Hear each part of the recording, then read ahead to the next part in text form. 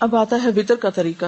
رسول اللہ صلی اللہ علیہ وسلم کا وطر پڑھنے کا طریقہ جو عام طور پر تھا، اس کے بارے میں حضرت عائشہ فرماتی ہیں کہ نبی صلی اللہ علیہ وسلم نماز عشاء سے فجر تک 11 رکعتیں پڑھتے، یعنی تہجد کی رکعتیں جو تھی وہ کتنی تھی؟ 11 رکعتیں. ہر 2 رکعتوں پہ سلام پھیرتے اور 1 رکعت وطر پڑھتے، یعنی 10 رکعتیں پڑھنے کے بعد 1 رکعت الگ سے پڑھتے. رسول اللہ صلی اللہ علیہ وسلم نے ہمیں بھی یہی تعلیم دی. چنانچہ ابن عمر سے روایت ہے کہ رسول اللہ صلی اللہ علیہ وسلم نے فرمایا رات کی نماز 2 رکعتیں ہیں. صلاۃ اللیل مثنی، یہ بخاری کی روایت ہے. فاذا خفت الصبح فاوتر بواحدۃ، پھر جب تمہیں صبح ہونے کا خطرہ ہو تو 1 رکعت پڑھ لو، اور یہ تمہاری 1 رکعت نماز کو طاق بنا دے گی، یعنی وطر کر دے گی. رسول اللہ صلی اللہ علیہ وسلم نے فرمایا، اور یہ مسلم کی روایت ہے، کہ وطر آخر رات میں 1 رکعت ہے. بیسیکلی وطر عشاء کے ساتھ نہیں ہے، وطر عشاء کی نماز کا حصہ نہیں ہے، وطر رات کی آخری نماز ہے، یعنی تہجد کا حصہ ہے بنیادی طور پر. لیکن جو لوگ تہجد نہیں پڑھ سکتے یا نہیں پڑھتے تو وہ سہولت کی خاطر پھر رات ہی کو پڑھ لیتے ہیں عشاء کے ساتھ. رسول اللہ صلی اللہ علیہ وسلم نے فرمایا جب تم رات کو نوافل پڑھنا شروع کرو تو پہلے 2 ہلکی رکعتیں ادا کرو. اور اس میں آپ کیا کر سکتے ہیں، مثلا تحیت الوضو کے 2 نفل آپ ہلکے سے پڑھ لیں، ٹھیک ہے نا. وضو کر کے تہجد شروع کرنے سے پہلے ہلکی رکعتیں، یعنی جس میں چھوٹی کوئی صورتیں 2 پڑھ کے تو اسے آپ ختم کر لیں، اور نیت میں رکھیں کہ آپ یہ تحیت الوضو پڑھ رہے ہیں، اور اس کے بعد پھر آپ دوسرے نوافل بھی پڑھ سکتے ہیں. آپ صلی اللہ علیہ وسلم نے رات کا قیام کیا، 2 ہلکی رکعتیں پڑھی، پھر 2 طویل رکعتیں پڑھی، پھر ان سے ہلکی 2 طویل رکعتیں پڑھی، پھر ان سے ہلکی 2 طویل رکعتیں، پھر ان سے ہلکی 2 طویل رکعتیں، پھر ان سے ہلکی 2 طویل رکعتیں، پھر 1 وتر. یعنی پہلے 2 ہلکی رکعتیں، پھر اس کے بعد طویل نماز، یعنی 2 لمبی رکعت، پھر اس کے بعد ہر 2 رکعتیں جو تھی وہ پہلے سے کم ہوتے ہوتے پھر 1 وتر پہ آ گئی. یعنی کرنے کا تو آپ کچھ بھی کر لیں، لیکن وہ جو اتباع کا معاملہ ہے نا، کہ چھوٹی چھوٹی چیزوں میں فالو کرنا، اس کا اپنا ہی ایک مزہ ہے، اپنا ہی ایک لطف ہے. اور یہ مسلم کی روایت ہے. پھر 1 رکعت وتر پڑھا اور یہ 13 رکعتیں ہوئی. حضرت عائشہ روایت کرتی ہیں کہ رسول اللہ صلی اللہ علیہ وسلم 1 رکعت وتر پڑھتے، آخری 2 رکعتوں اور 1 رکعت کے درمیان بات چیت بھی کرتے. یعنی اگر وتر آپ اس طرح پڑھ رہے ہیں کہ 2 ایک دفعہ پڑھ کے اور 1 ایک دفعہ، تو اس کے بیچ میں سلام کر کے بات بھی ہو سکتی. حضرت ابن عمر روایت کرتے ہیں کہ رسول اللہ صلی اللہ علیہ وسلم وتر کی 2 اور 1 رکعت میں سلام سے فصل کرتے. یعنی اگر 3 رکعت پڑھ رہے ہیں تو 2 پڑھ کے سلام پھیر کے پھر 1 الگ. حضرت ابن عباس سے کہا گیا کہ امیر المومنین حضرت معاویہ نے 1 ہی وتر پڑھا ہے. حضرت ابن عباس نے فرمایا کہ انہوں نے درست کام کیا، وہ فقیہ اور صحابی ہیں. یہ بخاری کی روایت ہے. امام مروزی فرماتے ہیں کہ فصل کی 1 رکعت والی احادیث زیادہ ہیں، یعنی اس طرح پڑھنے کا طریقہ زیادہ روایت ہوا ہے. کس طرح؟ یعنی 3 رکعتیں مغرب کی طرح پڑھنے کی ممانعت ہے، 3 رکعتوں میں 2 الگ پڑھ کے سلام پھیر کے اور پھر 1 کھڑے ہو کے الگ پڑھ لی. حضرت عائشہ فرماتی ہیں کہ رسول اللہ صلی اللہ علیہ وسلم رات کو کبھی 7، کبھی 9، کبھی 11 رکعتیں پڑھتے تھے. یہ فرق کیوں ہے؟ کبھی 7 پڑھی تو مطلب کیا ہے؟ 6 نفل ہوئے اور 1 وتر ہوا. کبھی 9 تو 8 کے بعد 1، کبھی 11 یعنی 10 کے بعد 1. ایسا کیوں تھا؟ ہمیشہ 1 نمبر کیوں نہیں رکھا؟ ایک تو اس میں یہ کہ وسعت ہے، کوئی ایک لگی بندی روٹین نہیں. دوسری بات یہ کہ یہ بھی یاد رہے کہ نوافل میں فرض کے درجے میں گنتی نہیں پوری کریں گے آپ. اب فرض جیسے 4 رکعتیں تو آپ کبھی یہ نہیں کر سکتے کبھی 3 پڑھ لی، کبھی 2 پڑھ لی، کبھی 1 پڑھ لی، کبھی 4 پڑھ لی، کبھی 5 پڑھ لی. یہ نہیں کر سکتے.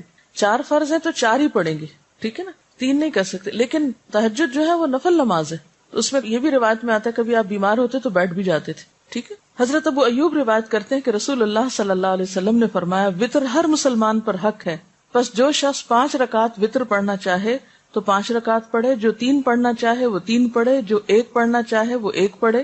یہ ابو داؤد کی روایت ہے. یعنی اس میں بھی وسعت ہے، زیادہ اور کم دونوں میں چوائس ہے، کر سکتے ہیں. رسول اللہ صلی اللہ علیہ وسلم رات کو کل 13 رکعت پڑھتے، ان میں 5 رکعت وتر پڑھتے تھے، اور ان 5 وتروں میں کسی رکعت میں تشہد کے لیے نہ بیٹھتے مگر آخر میں. یہ صحیح مسلم کی روایت ہے. یہ طریقہ بھی آپ سے معلوم ہوتا ہے.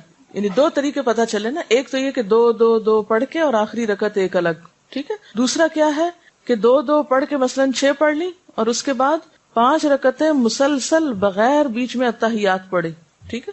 تو آپ 5 یا 7 یا 3 یا 9 اگر وتر کی نیت سے پڑھ رہے ہیں تو پھر آپ کس طرح پڑھیں گے؟ بغیر اتحیات پڑھے، رکعت پہ رکعت پڑھتے پڑھتے بس آخری دفعہ اتحیات پڑھیں گے. اور آپ یہ بھی کر سکتے ہیں کہ 2 کر کے اور آخر میں 1 الگ پڑھ لیں. یہ دونوں طریقے درست ہیں. حضرت عائشہ سے روایت ہے کہ رسول اللہ صلی اللہ علیہ وسلم پہلی رکعت وتر میں سبح اسم ربک الاعلی، دوسری میں قل یا ایھا الکافرون اور تیسری میں قل ھو اللہ احد پڑھا کرتے تھے. نبی صلی اللہ علیہ وسلم نے فرمایا ایک رات میں 2 بار وتر پڑھنا جائز نہیں. یہ ابو داؤد کی روایت ہے. رسول اللہ صلی اللہ علیہ وسلم نے فرمایا 3 وتر نہ پڑھو، 5 یا 7 وتر پڑھو اور مغرب کی مشابہت نہ کرو.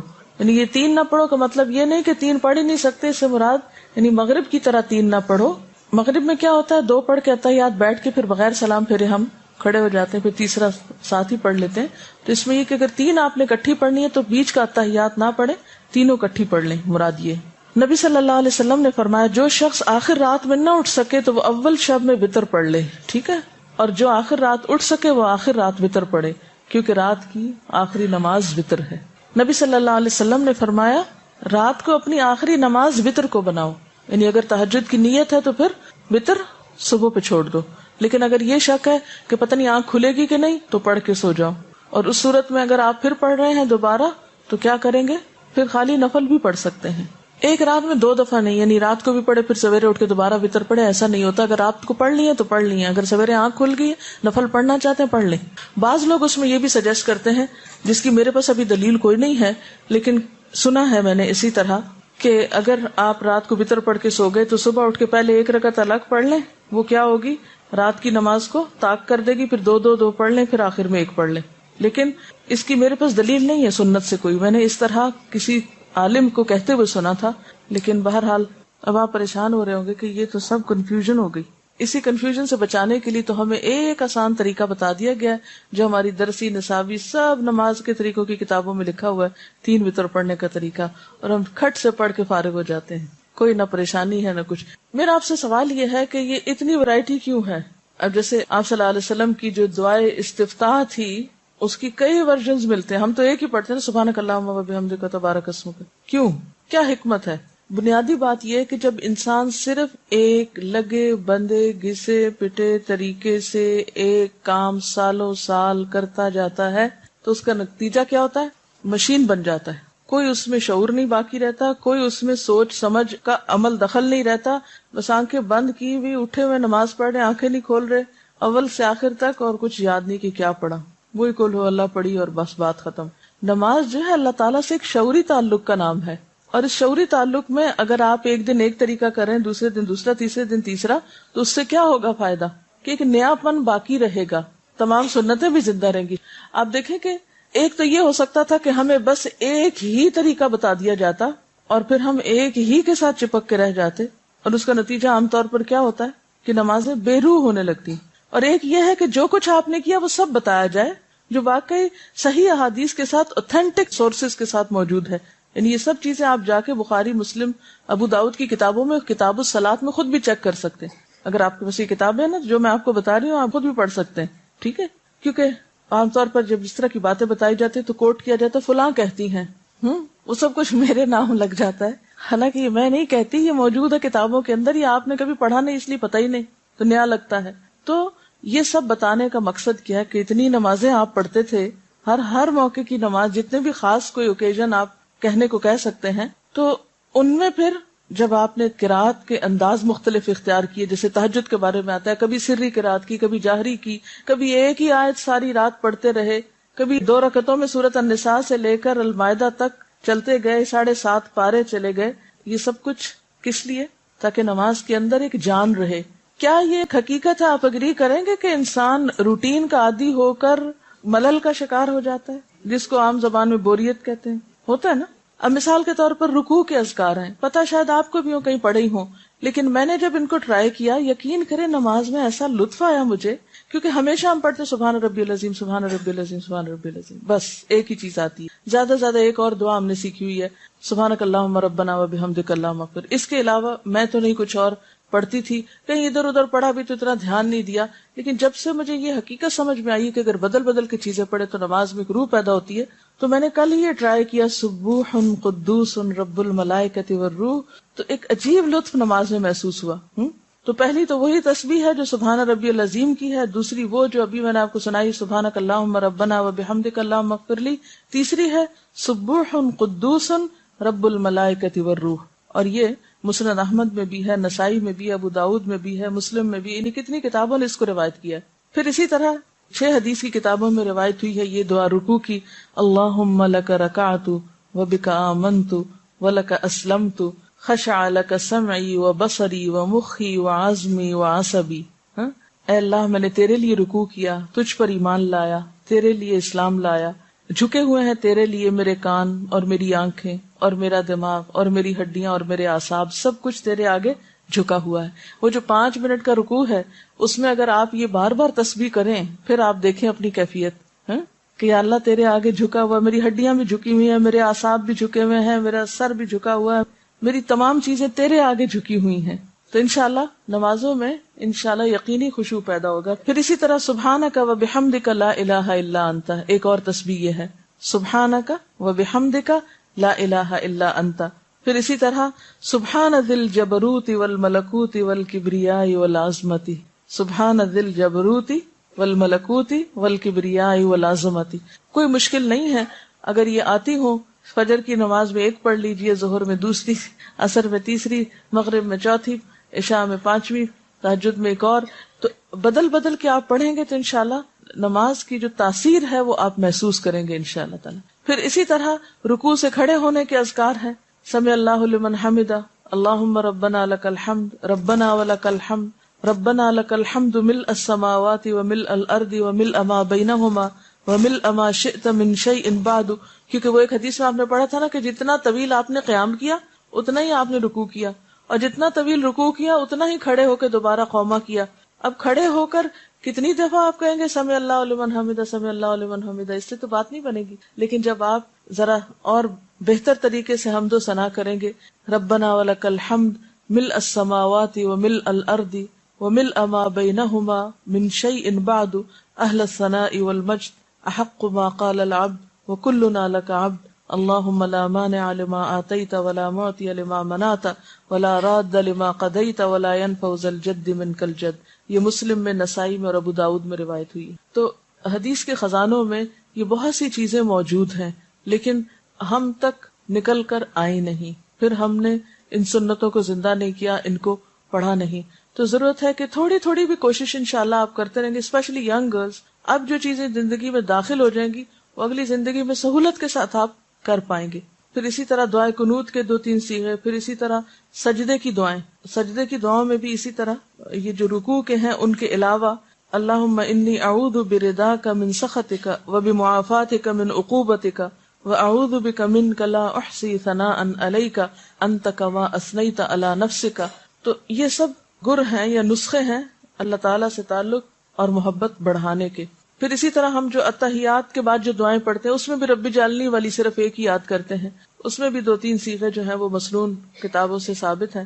پھر اس کے بعد سلام پھیرنے کے بعد جو دعائیں ہیں، اور اسی طرح جو دعائیں استفتاح ہے جو ابھی میں ذکر کر رہی تھی کہ صرف یہی نہیں ہے جو ہم پڑھ لیتے ہیں سبحانک اللہم، بلکہ اس کے علاوہ اللہم باعث بینی، یہ بھی دیکھا گیا جن کو اللہم باعث بینی آتا بس وہ پھر اس پہ اٹک جاتے ہیں، اس سے آگے نہیں۔ اس میں وجہت وجہی للذی فطر السماوات والارض والی دعا بھی ہے۔ پھر اسی طرح بخشش کی دعا اور اللہم رب جبرائیل و میکائیل، یہ تہجد کی نماز میں استفتاح کی دعا۔ میں سوچتی ہوں کہ اگر پڑھتے نہیں بھی ہے تو پتہ تو ہو کہ ایسی ہی دنیا سے چلے جائیں گے کہ اتنی بھی پہچان نہ ہو کہ اللہ کے رسول صلی اللہ علیہ وسلم نے کس کس انداز اور کس کس رنگ میں اپنے رب کو پکارا۔ کتنے بے خبر ہیں آپ اپنے محبوب سے، یعنی نبی صلی اللہ علیہ وسلم سے محبت کا دعویٰ ہمیں سب کو ہے لیکن ان کی پہچان نہیں ہے۔ کیا کرتے تھے وہ؟ ساری گفتگو کا خلاصہ کیا ہے؟ نفل نمازوں میں سب سے افضل تہجد کی نماز ہے۔ فائدہ بتائیے؟ قرب کا ذریعہ ہے، گناہوں کو مٹانے کا ذریعہ ہے، اور اگلے گناہوں سے بچانے کا ذریعہ ہے، یہ حدیث سے پتہ چلتا ہے۔ اور پچھلے صالحین کی بھی روش رہی ہے۔ اطمینان قلب نصیب ہوتا ہے کیسے؟ شیطان جو انسان کی گدی پر سر پہ 3 گرہیں لگاتا ہے، یعنی اس کے دماغ کو جکڑتا ہے ایک طرح سے، وہ کھل جاتی ہیں گرہیں جب انسان صبح اللہ کا ذکر کرتا ہے، وضو کرتا ہے، نماز پڑھتا ہے، تو ایک اچھے نفس کے ساتھ اپنے دن کا آغاز کرتا ہے، ورنہ خبیث نفس کے ساتھ اور سست نفسی کے ساتھ انسان دن کا آغاز کرتا ہے۔ رات کا جب 1/3 حصہ باقی رہ جاتا ہے تو اللہ تعالیٰ آسمان دنیا پہ نزول فرماتے ہیں اور پکارتے ہیں اپنے بندوں کو۔ کیا کہتے ہیں؟ ہے کوئی دعا مانگنے والا کہ میں اس کی دعا قبول کروں؟ یہ وقت جو ہے رات کا آخری وقت دعاؤں کی قبولیت کا وقت ہے، اور اس میں خصوصی طور پر قرآن سے کیا پتہ چلتا ہے کون سی دعا سب سے زیادہ پڑھنے کا وقت ہے؟ استغفار. دیکھیں استغفار نہیں ہوتا، باب استفعال کے وزن پر ہے استغفار. استغفار یعنی تہجد کی دعاؤں میں خصوصی دعا جو قرآن سے ثابت ہے وہ کیا ہے؟ وہ بالاسحار ہم یستغفرون. اور اس کے علاوہ تہجد شکر گزاری کا ذریعہ ہے. افلا اکون عبدا شکورا، اس شخص پر اللہ کی رحمت ہوتی ہے خاص جو خود اٹھتا ہے اور اپنی بیوی کو جگاتا ہے اور نہ جاگے تو پانی کے چھینٹے مارتا ہے. اور اس عورت پر بھی اللہ کی رحمت ہوتی ہے جو اٹھتی ہے اور پھر شوہر کو اٹھاتی ہے اور نہ اٹھے تو پانی کے چھینٹے مارتی. یہ تو تھے فضائل. ٹھیک ہے، اب یہ ہے کہ تہجد کے وقت اٹھ کر کیا کیا کریں گے. نمبر 1 اللہ کا ذکر کریں گے. تو ذکر میں کون کون سے ذکر؟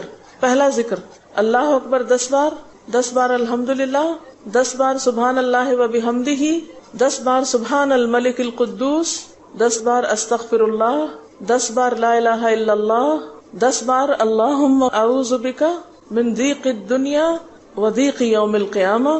یہ ہے ذکر اٹھتے ہی کرنے کا. اور پھر اس کے بعد کیا کرنا ہے؟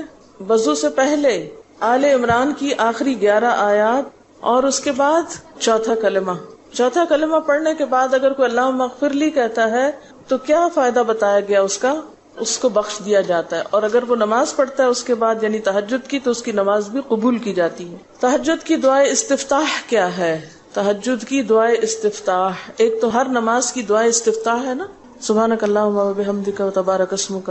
تو تہجد کی اللہم لک الحمد انت قیم السماوات والارض ومن فیہن آخر تک. اس کے بعد آپ کے قیام اور رکوع اور سجود اور قومہ اور جلسہ استراحت، 2 سجدوں کے بیچ میں جلسہ، یہ کیسے ہوتے تھے؟ آپ کی قرات تہجد میں کیسی تھی؟ ایک طریقہ یہ ملتا ہے کہ ایک مرتبہ ایک آیت پڑھتے پڑھتے صبح کر دی. اور دوسرا طریقہ کیا ملتا ہے؟ سورۃ بقرہ، سورۃ آل عمران، سورۃ النساء اور سورۃ مائدہ تقریباً 7.25 پارے. دوسری روایت میں یہ بات پتہ چلتی ہے. اور وہ شخص کس میں لکھ لیا جاتا ہے جو 200 آیات پڑھ لے؟ اطاعت گزار مخلص لوگوں میں. اس سے ایک نئی بات یہ پتہ چلتی ہے کہ آپ نے سورۃ بقرہ کے بعد النساء شروع کر دی اور آل عمران بعد میں پڑھی، جس سے یہ پتہ چلتا ہے کہ سورتوں کی ترتیب کا ہونا لازم نہیں. قیام اللیل الگ ہے، وتر الگ ہے. آپ اگر قیام اللیل 4 رکعت پڑھنا چاہتے ہیں اور 5 رکعت وتر پڑھنا چاہتے ہیں تو آپ ایسے بھی کر سکتے ہیں. اگر قیام اللیل کے 8 پڑھنا چاہتے ہیں اور 3 وتر پڑھنا چاہتے ہیں تو یہ بھی ٹھیک ہے. وتر ہے، نفل ہے. یعنی وتر ایک سیپریٹ نماز ہے، الگ نماز ہے. جو چاہے 5 پڑھ لے ایٹ اے اسٹریچ، جو 3 پڑھنا چاہے 3 پڑھ لے ایٹ اے اسٹریچ، جو 1 پڑھنا چاہے 1 پڑھ لے. ٹھیک ہے. اچھا، اس سے پہلے نوافل آپ 2 پڑھنا چاہیں 2 پڑھ لیں، 4 پڑھنا چاہیں 4 پڑھ لیں. ٹھیک ہے. لیکن آپ صلی اللہ علیہ وسلم اگر 5 وتر پڑھتے تھے تو پھر باقی نوافل 4 پڑھتے تھے. یہ نہیں کہ آپ پہلے 10-20 نفل پڑھیں اور پھر اس کے بعد وتر. جلدی جلدی پڑھنے سے بہتر ہے کہ آپ کے طریقے پر لمبی نماز پڑھیں لیکن اس کو سنت کے اندر ہی رہنے دیں. قیام اللیل کیا ہے؟ رات کے شروع میں ہو تو تراویح کہلاتا ہے، بعد میں ہو تو تہجد. اگر پہلے پڑھ لیا ہے تو بعد میں تکلف نہ کریں. لیکن اگر آپ 2 وقت میں، یعنی آپ کہتے ہیں کہ ویسے تو میری آنکھ نہیں کھلتی، چلو میری نمازیں پتہ نہیں کتنی زندگی میں ضائع ہوئی، کیونکہ آپ کو پتہ ہے یہ حدیث مجھے بہت ڈراتی ہے. ایون جو لوگ پوری نماز بھی پڑھتے ہیں تو کسی کو اس کی نماز میں سے 10واں حصہ ملتا ہے، کسی کو اس کی نماز میں سے 5واں حصہ ملتا ہے. اور ایک حدیث میں آتا ہے کہ لک من صلاتک ما اقلت منہا، تمہارا اپنی نماز میں اتنا ہی حصہ ہے جس کو تم نے سمجھ کے پڑھا. اقلت یعنی جو تمہاری شعوری نماز تھی. اب اللہ ہی بہتر جانتا ہے جو ہم پڑھتے ہیں وہ کتنا حصہ ہمیں اس میں سے نصیب ہوتا ہے. تو اب اگر کوئی شخص رمضان میں اٹھ ہی گیا ہے رات کو تو آپ اسے کہ نہیں پابندی لگ گئی تمہاری، بس سٹاپ یہی ختم کرو، رات کو تراویح پڑھ چکے اب نفل نہیں تہجد کے وقت پڑھو، تو نہیں، پڑھنے دیں اس کو نفل. کیونکہ نوافل پہ کوئی قید نہیں ہے. ایک ہے احسن مسنون طریقہ، ٹھیک ہے، جو آپ صلی اللہ علیہ وسلم کا تھا، صحابہ کرام نے اختیار کیا اس کے بعد. اور ایک یہ ہے ہم جیسے نکمے لوگوں کا کہ جو اتنی ذاتیاں اپنی جان پر اتنے قصور کرتے ہیں، ادھر سے صحیح نہیں پڑی ادھر سے صحیح نہیں پڑی، تو جب جو موقع نصیب ہو پھر اس سے فائدہ اٹھا لیں. تو ایسی چیزوں پہ لوگوں پہ بہت سختی کر کے انہیں روکے نہ کہ اچھا رات کو پڑھ کے آئے تھے اب پھر تم کیوں کھڑے ہو گئے، رکو یہاں، ایسا نہیں کریں، کرنے دیں، نفل ہی ہے نا، ٹھیک ہے نا. لیکن سنت بتا دیں کہ مسنون کیا ہے. آج کی وتر کی نماز میں سے کیا بات یاد رکھنے کی ہے؟ وتر رات کی آخری نماز ہے. دوسری بات یاد رکھنے کی، وتر 1، 3، 5 بھی ہو سکتے ہیں اور اس سے زیادہ 9 تک بھی ہو سکتے ہیں. تہجد اور وطر دو الگ الگ نمازیں. وطر نہ عشاء کی نماز کا حصہ نہ تہجد کی نماز کا حصہ، یہ رات کی آخری نماز ہے. چاہے تو عشاء کے بعد پڑھ لیں، چاہے تو تہجد کے بعد پڑھ لیں. سبحانک اللہم وبحمدک، نشہد ان لا الہ الا انت، نستغفرک ونتوب الیک. والسلام علیکم ورحمۃ اللہ وبرکاتہ.